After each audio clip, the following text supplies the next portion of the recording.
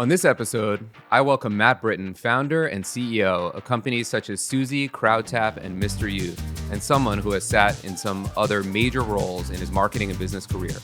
If you don't know who he is, Google his name and watch some of his talks, and you will get just how great and insightful he is very quickly.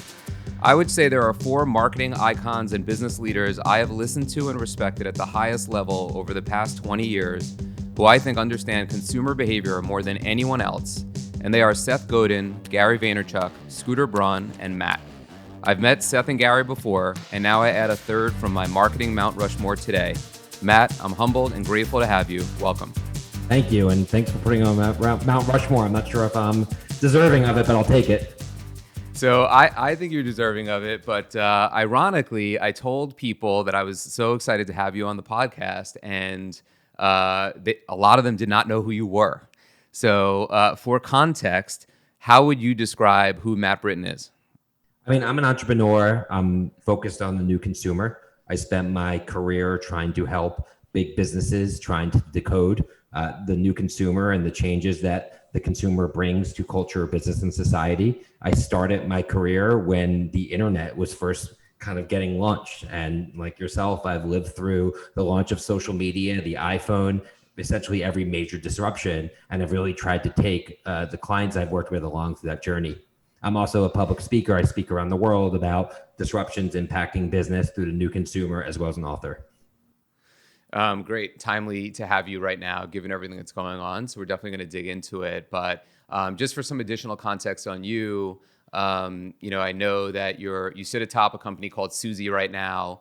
You can definitely articulate what Suzy does better than me. So I'm going to give you the mic. What is Suzy? What does Suzy do? Who do you work with? Yep. Suzy is an enterprise software company that allows our customers to tap into the voice of the consumer on demand.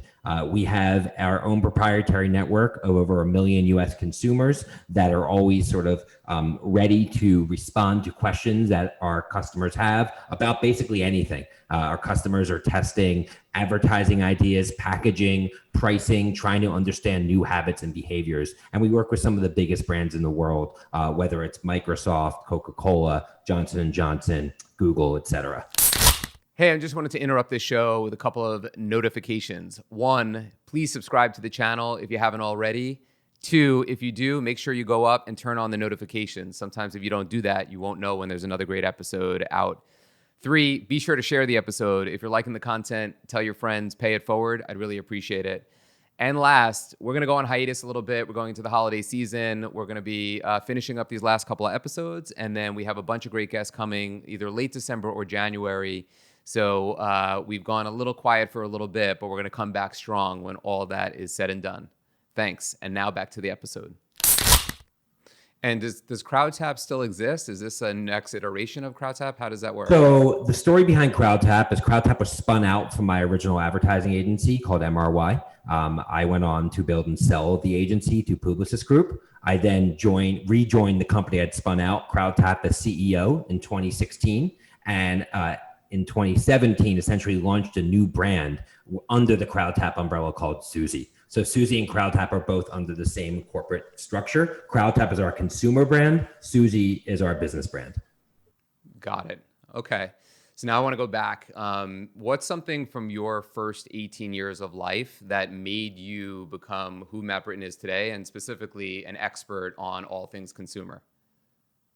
I don't think anything happened before I was the age of 18 that made me become an expert in the new consumer. I don't really think I had any clue what I wanted to do or wanted to be. I didn't really learn that until I was actually a freshman in college. So I guess it's right when I turned 18. I was leaving a party at the college I was going to, Boston University, as a freshman, and a guy who I had just met was essentially handing out flyers promoting a nightclub event. And I basically asked him if he needed help. And I remember it was on the corner of Lansdowne Street in Boston. I started handing out flyers promoting a party. And I just realized right away I was good at it. I was good at basically connecting with people and trying to impact their behavior, which in that case was what event they were going to go to that following week. And I kind of felt it was my calling to basically get into the marketing and promotional world. And I ended up building a bit of an empire in Boston over the next 4 years, promoting and running nightclubs. I guess that's one thing I do have in common with Scooter Braun, is he did the same thing when he went to school, and, learned a ton about marketing, new consumer, business in general, being a nightclub promoter. I almost wrote a book one time called Everything I Learned in Business I Learned from Being a Nightclub Promoter, because it's true. You learn so much about it. And then coming out of college, ended up starting a small agency helping small businesses actually reach the same student market I had been promoting nightclubs to. Got it. Yeah, sounds like Scooter's story. He went into music, you went to New York, and so you started your own agency right from scratch, like right out of school? Yeah, so the first agency I started was called the Magma Group, and I got the name from the movie Austin Powers when they say liquid hot magma. And basically what I did is I took this network of essentially nightclub promoters in Boston, and I started hiring similar networks and building similar networks around the country, first servicing small and medium-sized businesses. And then what happened when I was doing all this in the year 1999, 2000, is the internet boom happened. Like the first wave of big internet companies like Lycos and eBay came into motion as big, substantial businesses that were going public. And I started essentially cold calling and reaching out to all of them, and got a substantial amount of them to hire me to essentially have my college network of promoters and ambassadors promote these new internet companies. And I built the company from zero to about 5 million in revenue in my first 18 months. And then the dot-com bubble burst. And a lot of the companies that I was servicing stopped paying their bills.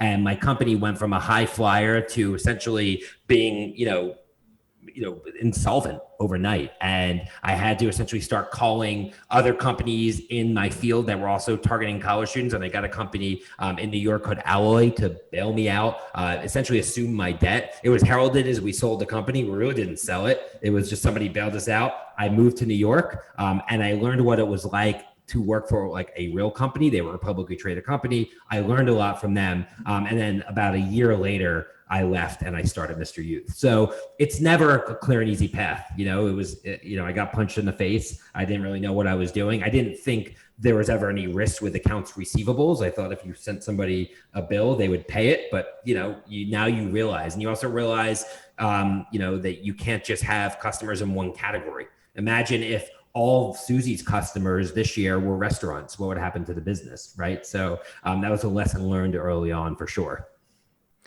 Yeah, and so, I graduated college in 1999. I worked at 24/7 Media, and we represented advertising for, 5,000 websites. And, I got my stock shares, which were, valued at like $60 a day. I started, they were valued at like $1 3 months later. And I went to goto.com, and the first brand I sold was Lycos, who you just mentioned, on working with the first pay-per-click search engine. Yep. And so I was alive during that time. And I feel like I started hearing about you probably a little bit later. That's when I first got put onto Seth Godin with Permission Marketing. But, just understanding the nature of these businesses, how waves come, how recessions hit, and we're in that kind of a time right now. And so, having that context on you, I want to pivot into sort of the now, right? And you posted something literally, I think like Monday, right after this Pfizer vaccine news about, and I'm not going to read it all just for the sake of time, but all of these different companies that have lost valuation because the, assumption is that we're just going to run back to work. We're going to run back to New York Sports Club, who I think just filed Chapter 11. We're going to not use Mirror and Peloton, right? And Shopify and Amazon are down. What do you think about all that craziness? Like, expand on that point of view from a consumer behavior perspective. Well, I just think it's emblematic of the reason why a lot of big companies fail, because big companies listen to big media, business news, right? And the people who are behind business news just really aren't in touch with the reality of the consumer. I posted up an image from CNBC, and I love the CNBC network, but whoever built this graphic got it horribly wrong, where they're listing a bunch of companies that they call stay-at-home stocks, right? And one of them was Shopify. And the reality is that over 50% of e-commerce now is mobile.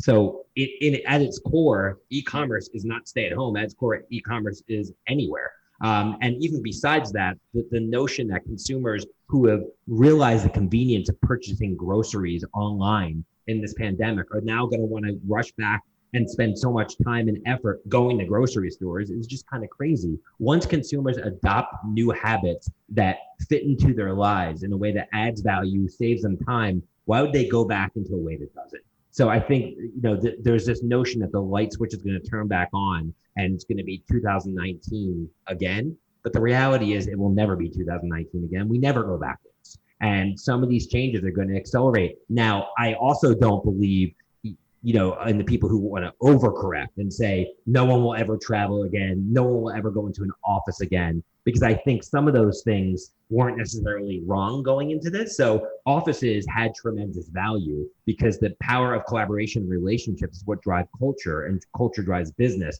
But that doesn't mean you necessarily now need to go in 5 days a week, right? If you're going to be in front of your computer all day doing emails and being on phone calls and not collaborating, there's no need to go into an office. But if you want to actually collaborate with your customers or with your coworkers, then go into the office. So that's an example of something where we've learned through this what's possible remotely. But it does not going to replace everything that was still valuable in person prior to this.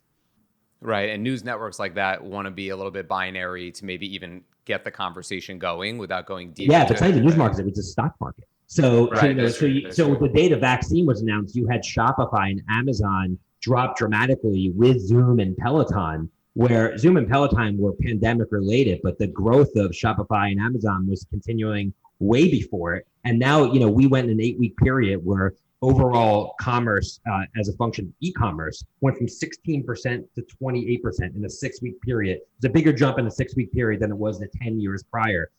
That 28% isn't going to go backwards to 26% when the pandemic ends. It's just going to continue to grow. And I think a lot of people just don't realize that, and a lot of companies aren't acting accordingly.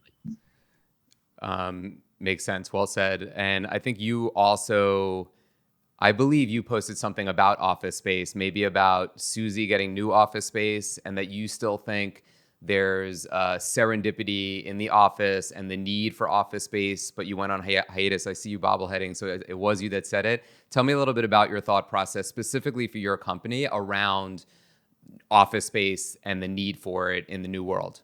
I mean, Adam, the secret to my success as a CEO of startup companies my whole career has been about surrounding myself with great people who are dedicated and mission oriented.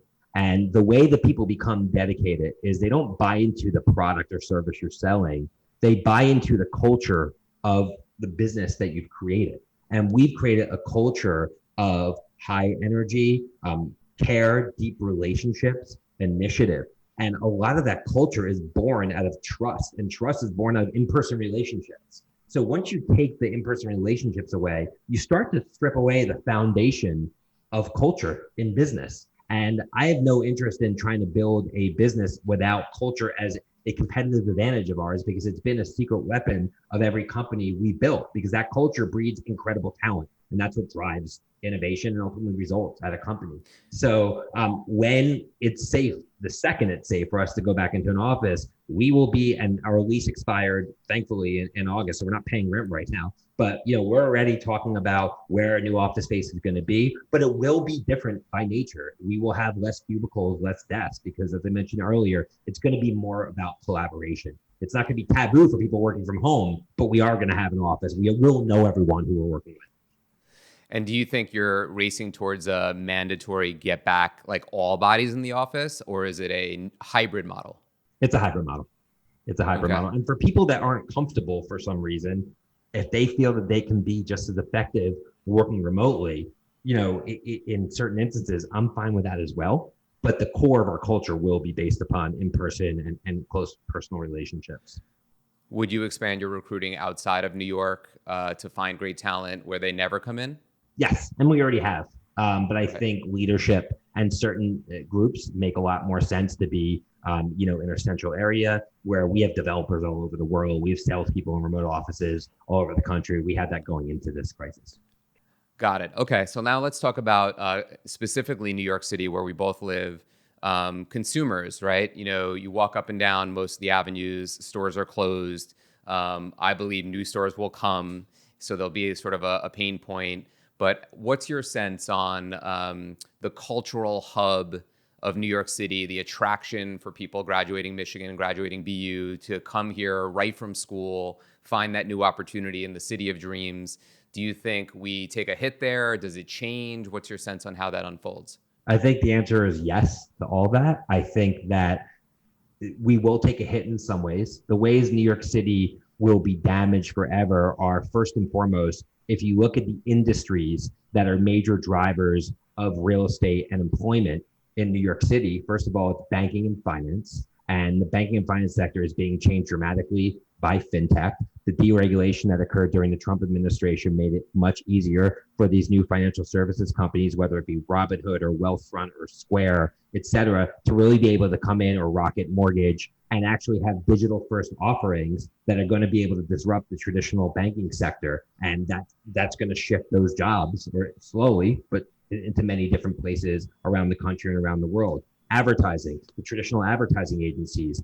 It was announced yesterday that Gray, a 100+ year brand in advertising, is being merged into AKQA, which is a digital shop. And that's really emblematic, not only of the shift to digital, but really the troubles of Madison Avenue moving forward. So I think a lot of the advertising agency jobs are going to be shifted out. Then you have law firms and you have legal tech that's coming in. So I think a lot of the major industries in New York City are going to suffer. That's from a business standpoint. From a consumer standpoint, what's happening right now in New York City is the rising vacancy rates have brought down costs. And when costs come down, what you have is you have an infusion of youth. And if you look at New York City as a microcosm, what happened over the last decade is a lot of the youth and cultural movement moved from New York City to Brooklyn. Why? Because in New York City, what started to happen is anytime a business went under or out of business, what would open up? A Starbucks, a Chase Bank, a Duane Reade. There was no culture that was going on. New companies, new entrepreneurs were not able to operate and build new businesses. Where over in Gowanus, you have people building the Royal Palm Shuffleboard Club, and you have people doing rock climbing walls and cool new cupcake shops. And what happened? The millennial generation pushed into Brooklyn,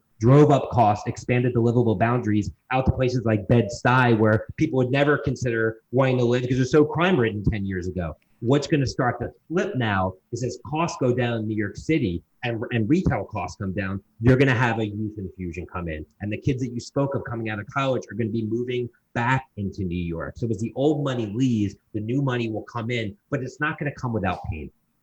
So I think it's going to be 5 to 10 years of increased crime. It's going to get grimy in certain areas of New York, maybe where it didn't in the past. And there's going to be social issues. And a lot of it depends upon the leadership, both in the jurisdiction of Manhattan as well as, nationally, which is a whole nother interview in its own right. So I think there's going to be changes that are going to happen. New York City will not look like it did in 2019 again. But one thing that's going to come back roaring is the tourism. And tourism will come back. I think when you look at travel, business travel is changed forever, and we can talk about that. I think leisure travel will rebound back in some ways, even to a bigger level than it did prior to this. And that's going to bring tourism back and create a lot of opportunity here in New York. So I guess you have some thoughts on that subject. I appreciate all that. That was great from the top of the dome, and I appreciate it. And very accurate. And I think a lot of people get value out of the things you just said, also articulated in one rip, which I appreciate. I feel like you read my mind on business travel, right? Like I have friends of mine, I'm 43, that are now pretty senior at companies like Google. And Google has sort of made a claim that they want to be an office environment. They think they want talent back in their big offices. And he oversees quite a few people. He has a big office in Ann Arbor, Michigan, where we both went to school, and that there's going to be a push back to business travel. I wonder, there's probably two sides of business travel. There's traveling to your offices outside of New York, and then there's like traveling to see clients or, boondoggle type stuff like CES. Yeah. So let's maybe talk about each one of those. What do you think? How do you think those are impacted? So I think what we've learned at Suzy through this pandemic is you can bring in new business and market your brand a lot more efficiently in a virtual world.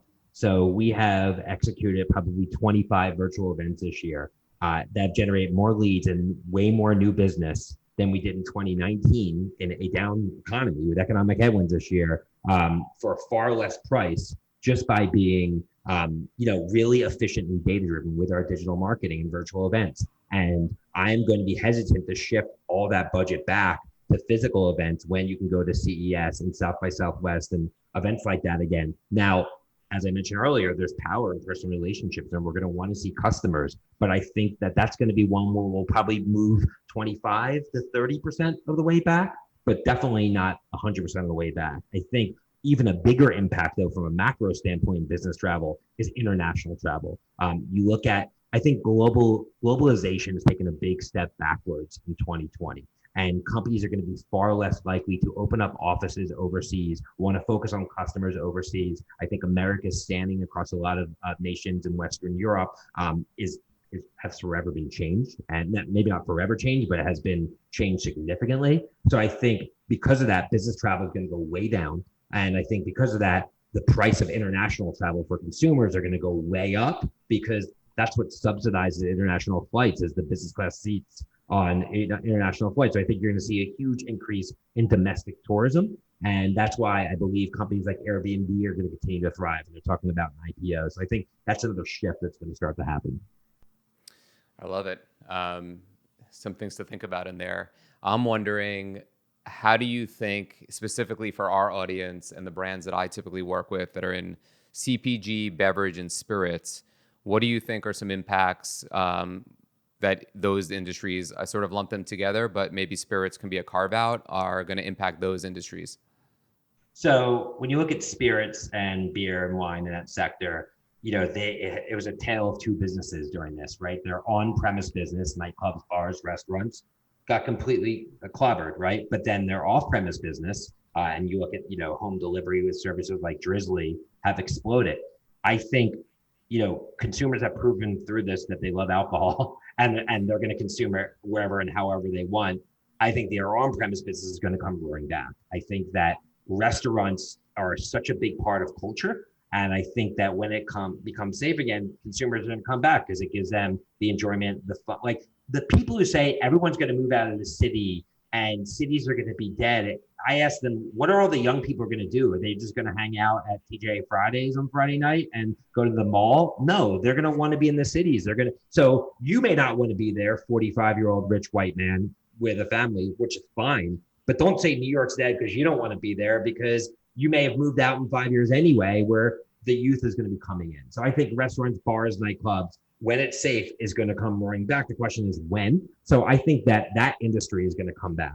You look at the food and beverage industry, and I think one thing we've seen through this pandemic is that consumers have taken on a renewed appreciation for cooking at home. And there's been a renaissance in that area. If you look at over the last 50 years, there was a shift that was happening from food eaten away from home to food eaten at home, where 50 years ago, the majority of food was eating at home. And right before this pandemic, for the first time, it flipped. More people were consuming food away from home than in home. And now we're actually starting to see it slowly reverse again. So despite the fact I think people are going to go back to restaurants, I think people will also be cooking more at home. And the loser in this, I actually do think, will be food delivery services. So I think Uber's going into food delivery. A lot of companies are doing this. They've gotten an artificial boom because people can't go to restaurants. And I think coming out of this, consumers are going to be, especially in this health craze that we're going to have coming out of this, more likely to cook and more likely to go to a restaurant, less likely to order in food.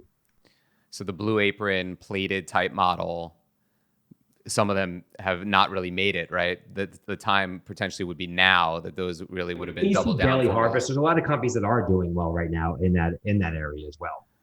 Right. But cooking at home doesn't mean that you need prepackaged food at home. A lot of consumers are learning how to cook, and brands like Kraft and big food companies, Nestle, are marketing their companies as ingredient brands now again. Like, here's the recipes, here's how you can cook. And, people are investing so much more in their kitchens and in their homes, which is why you're seeing, the stocks of companies like Wayfair and Home Depot skyrocket, because the home has become the new temple, and that will change consumer habits on the long term, especially as it relates to cooking.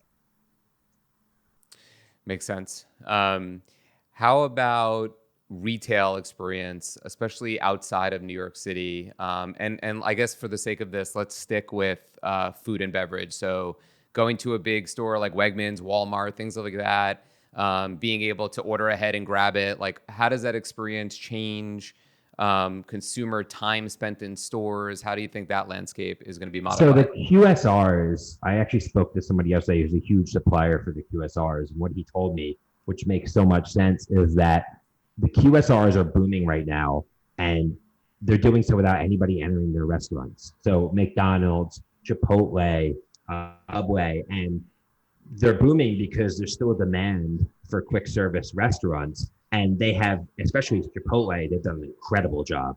Starbucks, another one, right? At digitizing their offering, saving consumers time. And when McDonald's can have the same amount or more volume without having to have anybody enter their restaurants, their margins go up dramatically because they have to have far less employees, far less real estate, far less maintenance, et cetera, et cetera. So I think the new QSR model is going to shift in that direction, where more and more consumers are going to be doing drive-in pickup and far less eating in the QSR sector. Do you think it goes more to ghost kitchens where they don't even have to have the physical real estate? They can still have the Chipotle brand, but from a ghost kitchen and not even Yeah, have and the that's just store? the how, right? So it's how it's executed. But yeah, I believe strongly in ghost kitchens, and I believe when you talk about supermarkets, Amazon bought Whole Foods a couple of years ago, and everyone thought, oh, they love their retail location. The reality is, it's well lit, real estate inventory in affluent urban areas where they could distribute and sell food from via e-commerce channels. So I think grocery stores will be a thing of the past one day, where consumers just won't be going into grocery stores to go food shopping anymore. It's just as that system gets better and better, what's the point? One of the biggest holdups before this, for example, was people want to touch their produce. They want to see their produce before they've actually bought it. But then as consumers have had no choice, right, and they've had to use Instacart to get their groceries, they're saying, oh, wow, the produce is just as good. They're never going to go back again. So those barriers that were there get removed. And once they're removed, then it's changed for good. You don't go back. Yep. Yeah. And I just had that experience at a Wegmans in New Jersey. It used to be this whole process. We have a dog, kids going, dealing with it, putting the mask on. Now there was a line of like 30 cars waiting just for pickup, right? People ordered ahead of time, grabbed it. They knew it was Wegmans. It wasn't going to be a random grocer. They knew it's a store they trusted. They got the products they wanted. I asked one of the girls that worked there. She said, yeah, it's like all day long. I'm going to the cars all day long. And I don't see that going back. Because it's just convenience. People want You said time an more than interesting anything. word there, though, cars. So that's another big change is, going into this 2020, I would be on stage or, I would go to Detroit and they'd say, make sure you don't say that millennials don't want cars anymore. And I'd say, okay, but millennials don't want cars anymore, right? Right. Like the reality is that with the urbanization boom and the ease and ubiquity of Uber, having a car wasn't as important anymore. But now with increasing distrust of the health and safety of public transportation, consumers moving more to the fringes of cities, the automotive companies are coming out and really stepping on the gas, no pun intended, towards the millennial generation. And we are seeing a huge influx of interest in purchasing vehicles again. So I think, and that's a big shift.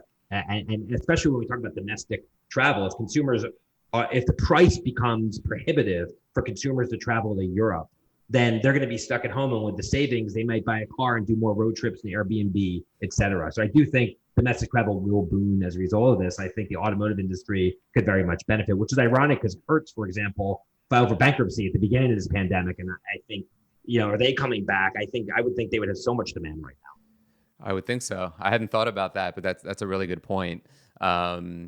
So, as we're sort of like wrapping this conversation on impact on consumers, and I know that you're in the Suzy game right now and long on that.